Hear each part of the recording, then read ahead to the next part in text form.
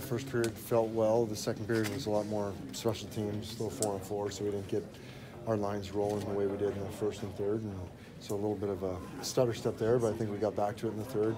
Started to create our forecheck, and we want to be a line that can change momentum of a game. It used to be go make a big hit or start a fight, but now if you can take a D-zone draw, turn it into an O-zone draw, or be under siege and be able to get into the offensive zone, get a good change, leave the next line with something good. Those are momentum-changing shifts throughout the game. So concerted effort, and with some younger guys buying into that, I think we created a few chances too, and we get that a little more in sync, and back of the net should be not too distant future for us. Dave, what can you say about Patrice Bergeron? Just obviously the production he has there, but just the way he leads out there. It's phenomenal. You see why guys are so connected with him, and why he's such a great player in this league. He's not out there just cherry picking and finding the easy ones. He works for every inch he gets.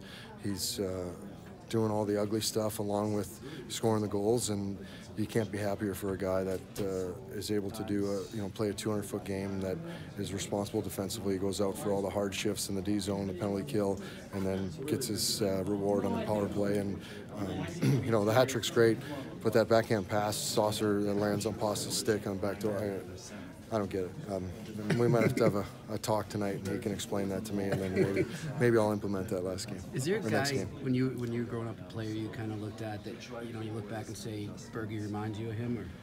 Or I don't have the full historical view. I guess growing up, I was looking at guys that were more my ilk and going to the front of the net and the power forward type. But right.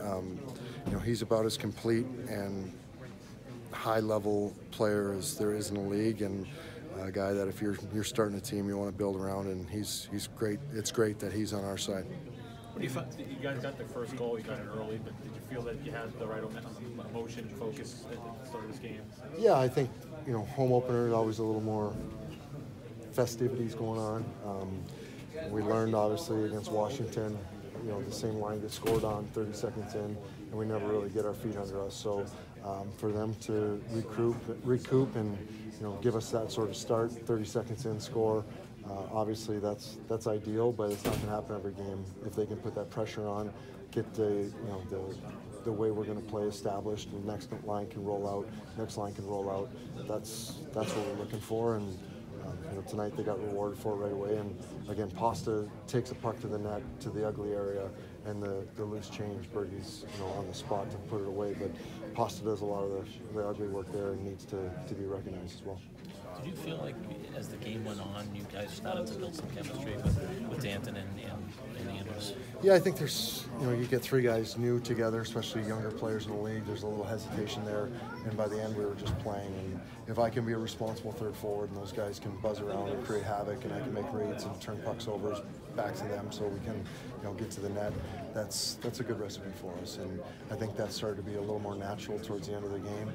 Now we're going to have a day off, and hopefully if the line's still together, it's been 3 games, 3 different lines. If that line's still together, we get a full day of practice together, and then can go into the game, building on this in the third period, the way that we started to skate, get on top of it, and turn pucks over in the offensive zone and create our offense. As a center and a